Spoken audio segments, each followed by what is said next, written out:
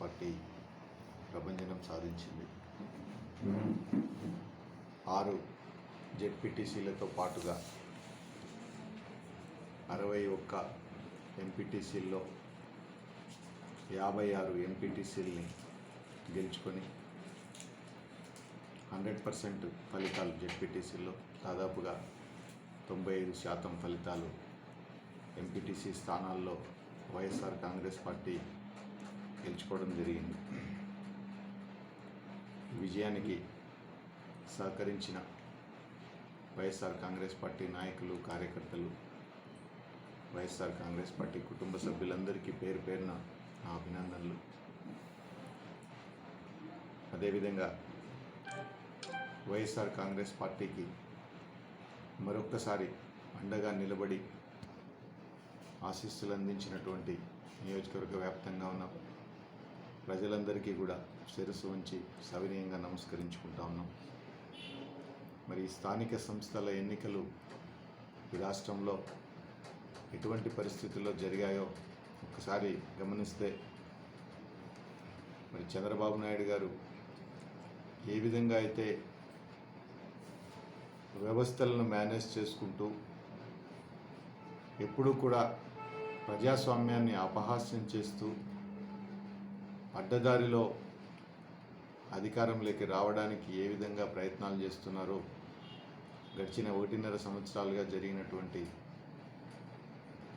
స్థానిక సంస్థల ప్రహసనం అంతా కూడా మనం ఒక గొప్ప ఉదాహరణ. ఎప్పుడో 2018 సంవత్సరంలో స్థానిక సంస్థల పదవీ కాలం పూర్తయి ఎన్నికలు జరగాల్సి ఉండగా మరి అప్పట్లో ఆయన నియమించినటువంటి నిమ్మగడ్డ రమేష్ కుమార్ గారు ఎస్సీసీ చంద్రబాబు నాయుడిని కాపాడటం కోసం, చంద్రబాబు నాయుడు ప్రభుత్వానికి మేలు చేసే కార్యక్రమంలో భాగంగా స్థానిక ఎన్నికలు షెడ్యూల్లో ప్రకారము నిర్వహించకుండా పోవడం మనందరం కూడా చూసాం. ఆ తర్వాత 2019లో బ్రహ్మాండమైనటువంటి మెజార్టీతో రాష్ట్ర చరిత్రలో కని విని ఎరుగని విధంగా ఈ రాష్ట్ర ప్రజలు గౌరవ ముఖ్యమంత్రి జగన్మోహన్ రెడ్డి గారికి పోయామో లేదా కొంత మందగించిన పరిస్థితి ఉందో అవన్నీ కూడా తొలగిపోయి రాబోయే రోజుల్లో మరింత వేగంగా నిర్ణయాలు తీసుకోవడానికి, కార్యక్రమాలు అమలు చేయడానికి ముందుకు పోతామని చెప్పి కూడా సవినయంగా మనవి చేస్తా ఉన్నాం. మరి ఈరోజు తెలుగుదేశం పార్టీ పరిస్థితి చంద్రబాబు నాయుడు నాయకత్వంలో ఎంత దారుణంగా ఉందో మరి ఎన్నికలన్నీ కూడా ప్రూవ్ చేశాం. ఆయన సొంత నియోజకవర్గం కుప్పంలో మొత్తం 4 జెడ్పీటీసీలు, గతంలో జరిగినటువంటి మున్సిపల్ ఎన్నికల్లో మున్సిపాలిటీలు, పంచాయతీ ఎన్నికలు కూడా స్వీప్ చేసిన సంగతి మనందరం కూడా గుర్తు చేసుకోవాలి. దాదాపుగా 65,000 పైచిలకు మెజారిటీ కుప్పం నియోజకవర్గంలో వైఎస్ఆర్ కాంగ్రెస్ పార్టీ అభ్యర్థులంతా కూడా నిన్న జరిగిన ఫలితాల్లో సాధించారు. అదేవిధంగా ఆయన సొంత ఊరు నారావారిపల్లెలో మరి ఆయన బావమరిది బాలకృష్ణ గారు కాన్స్టిట్యుయెన్సీ హిందూపురంలో అయితేనేమి, ఆయన కుమారుడు లోకేష్ ప్రాతినిధ్యం వహిస్తున్నటువంటి కాన్స్టిట్యుయెన్సీ అయితేనేమి, అదేవిధంగా అమరావతి ఏదైతే రాజధాని ప్రాంతం మేము అభివృద్ధి చేశామని చెప్పుకుంటున్నారో ఆ రాజధాని ప్రాంతంలో అయితేనేమి వైఎస్ఆర్ కాంగ్రెస్ పార్టీ ఏకపక్షంగా ఎన్నికలను గెలుచుకొని వచ్చే ఎన్నికల్లో తండ్రి కొడుకులు ఇద్దరికి కనీసం రిప్రజెంట్ చేయడానికి కాన్స్టిట్యుయెన్సీ కూడా లేని పరిస్థితిలో ఈరోజు ప్రజలు ఆ పార్టీని నిలబెట్టారు. కేవలం 23 సీట్లకు పరిమితమై ఆ తర్వాత జరిగినటువంటి ఎన్నికల్లో ఆ మాత్రం కూడా ప్రజల మద్దతు కూడగట్టుకోలేక మరి కుట్రలు చేసుకుంటూ వ్యవస్థల ద్వారా ప్రభుత్వం చేసే కార్యక్రమాలని అడ్డుకోవడాన్ని తీవ్రంగా ఖండిస్తూ ఉన్నాం. మరి ఇదే కొనసాగితే వచ్చే ఎన్నికల్లో అభ్యర్థులు కూడా దొరకని పరిస్థితి తెలుగుదేశం పార్టీకి ఉంటుందని చెప్పి సవినయంగా మనవి చేస్తూ, మరి కదిరి నియోజకవర్గ వ్యాప్తంగా ఇంత పెద్ద విజయాన్ని ఇచ్చినటువంటి ప్రజలందరికీ కూడా శిరస్సు వంచి సవినయంగా నమస్కరిస్తూ సెలవు తీసుకుంటాం. ఆయనకు సంబంధించిన వ్యక్తులు కానీ కుట్రలు పన్నిన విషయం మనందరం చూసాం. ఆ తర్వాత సుప్రీంకోర్టు ద్వారా కోడ్ ఎత్తివేయడం, మళ్ళీ రాష్ట్రంలో ఓవైపు కరోనా కేసులు ఉండగానే రాష్ట్ర ప్రభుత్వాన్ని కనీసం ప్రిపేర్డ్నెస్ గురించి సంప్రదించకుండా అర్ధాంతరంగా ఎంపీటీసీ జెడ్పీటీసీ ఎన్నికలు జరపకుండా కేవలం పంచాయతీ ఎన్నికలు మాత్రమే జరపడానికి నోటిఫికేషన్ ఇవ్వడం కూడా ఒక కుట్రతో కూడినటువంటి వ్యవహారం. మరి అయినప్పటికీ కూడా 2019 ఫిబ్రవరిలో 2020 ఫిబ్రవరిలో పంచాయతీ ఎన్నికలు జరిగిన విషయం మరి దాదాపుగా 80% పైచిలుకు స్థానాలతో ఈ రాష్ట్రంలో వైఎస్ఆర్ కాంగ్రెస్ పార్టీ అభ్యర్థులందరూ కూడా సర్పంచులుగా గెలవడం జరిగింది. అదేవిధంగా కదిరి నియోజకవర్గంలో కూడా జరిగినటువంటి 89 గ్రామ పంచాయతీల్లో 77 గ్రామ పంచాయతీలు వైఎస్ఆర్ కాంగ్రెస్ పార్టీ బలపరిచిన అభ్యర్థులందరూ కూడా సర్పంచులుగా గెలవడం కూడా జరిగింది. మరి ఆ తర్వాత జరిగినటువంటి మున్సిపల్ ఎన్నికల్లో మార్చిలో జరిగిన మున్సిపల్ ఎన్నికల్లో అదే ప్రభంజనం రాష్ట్ర వ్యాప్తంగా కూడా 100కి 100% కార్పొరేషన్లు గెలవడం, 99% మున్సిపాలిటీలు అన్నీ కూడా వైఎస్ఆర్ కాంగ్రెస్ పార్టీ ప్రభంజనం. కదిరిలో కూడా 36 వార్డులలో 31 వార్డులని వైఎస్ఆర్ కాంగ్రెస్ పార్టీ గెలుచుకొని మరి మున్సిపాలిటీలో కూడా జెండా ఎగరేసాం. రాష్ట్ర వ్యాప్తంగా కూడా వైఎస్ఆర్ కాంగ్రెస్ పార్టీ. ఆ తర్వాత జెడ్పీటీసీ ఎంపీటీసీ ఎన్నికలు జరపకుండా మార్చి 31కి ఆయన రిటైర్ అయిపోవడం, కొత్త ఎస్సీసీ వచ్చి ఎన్నికల నోటిఫికేషన్ ఇస్తే మళ్ళీ కుట్రకు తెరలు చెప్పడం, ఎన్నికలు ఆపాలన్నటువంటి ఒక ఆలోచనతో మరి పంచాయతీ ఎన్నికలు మున్సిపల్ ఎన్నికల యొక్క నేపథ్యంలో మరి ఎంపీటీసీ జెడ్పీటీసీ ఎన్నికల్లో ఇంకా దారుణమైన ఓటమి ఉంటుందన్న భయంతో ఆ ఎన్నికలు ఆపాలని చెప్పి ఎన్నికలకు 48 గంటల ముందు కూడా ఎన్నికలను కోర్టు ద్వారా ఆపే కార్యక్రమం చేసిన విషయం మనందరికీ కూడా తెలుసు. చివరికి ఎన్నికల కార్యక్రమం పూర్తయిన తర్వాత ఫలితాలు వెల్లడించకుండా దాదాపుగా 6 నెలల పాటు వ్యవస్థల ద్వారా కోర్టుల ద్వారా కుట్రకు తెరతీపి సాంకేతిక కారణాలు చూపించి మరి ప్రజల యొక్క అభిప్రాయాన్ని బయటకు రాకుండా చేసినటువంటి పరిస్థితి చంద్రబాబు నాయుడు గారు. మరో పెద్ద నాటకం ఎన్నికలను మేము బహిష్కరిస్తున్నాము అని చెప్పడం. అప్పటికే అభ్యర్థులందరూ జిల్లా పంచాయతీ మండల పంచాయతీ ఎన్నికల ఫలితాలు కౌంటింగ్ చేసిన తర్వాత వెలువరించడం జరిగింది. ఈ రాష్ట్రంలో ప్రధాన ప్రతిపక్షమైనటువంటి తెలుగుదేశం పార్టీ ఏదైతే అధికార పార్టీ గత 2.5 సంవత్సరాలుగా అధికారంలో ఉంటూ చేస్తున్నటువంటి దాష్టికాలకు వ్యతిరేకంగా పోరాడుతోందో ఎన్నికల ప్రక్రియలో మరింత రెచ్చిపోయినటువంటి అధికార పార్టీ నాయకులు కానీ యంత్రాంగాన్ని అడ్డం పెట్టుకుని చేసినటువంటి తంతు కానీ అందరికీ ఆక్షేపణీయమైనటువంటి పరిస్థితుల్లోనే ఓ నిర్ణయం తీసుకుంది, ఎన్నికలను బహిష్కరించాలని చెప్పేసి. బహిష్కరించినటువంటి ఎన్నికల్లో కొంతమంది నామినేషన్ ప్రక్రియలో పాల్గొన్న తర్వాత తీసుకున్న నిర్ణయం కాబట్టి కొంతమంది ఔత్సాహికులు అదే రంగం కంటిన్యూ అవుతే కనీసం ఎన్నికల మాదిరిగా చేయకపోయినా తెలుగుదేశం పార్టీని 4, 5 ఎన్నో ఎంపీటీసీ స్థానాలు గెలిపించినారు ఈ నియోజకవర్గంలో. అదే రకంగా అన్ని నియోజకవర్గాలు 1, 2, 6 గెలిపిస్తూ వస్తున్నారు. నిజంగా ఈ పార్టీకి అధికార పార్టీకి ప్రజా మద్దతు ఉంటే 100% సీట్లు గెలవాల్సినటువంటి పరిస్థితి. అటువంటి పరిస్థితులు ఈ రాష్ట్రంలో లేవు. ఈ రోజున ప్రజల్లో వ్యతిరేకత అనేది ప్రస్ఫుటంగా కనపడుతున్నటువంటి పరిస్థితి. ఇకపోతే స్థానిక ప్రజాప్రతినిధి చాలా పెద్ద పెద్ద మాటలు మాట్లాడుతున్నాడు. ఆయన యోగ్యతకు మించిన మాటలు మాట్లాడుతున్నాడు. వ్యవస్థలను మేనేజ్ చేయడం ఇంకోటి కాదా, మీరు చేసే సంసారము ఇంకోటి చేసే విచారమా?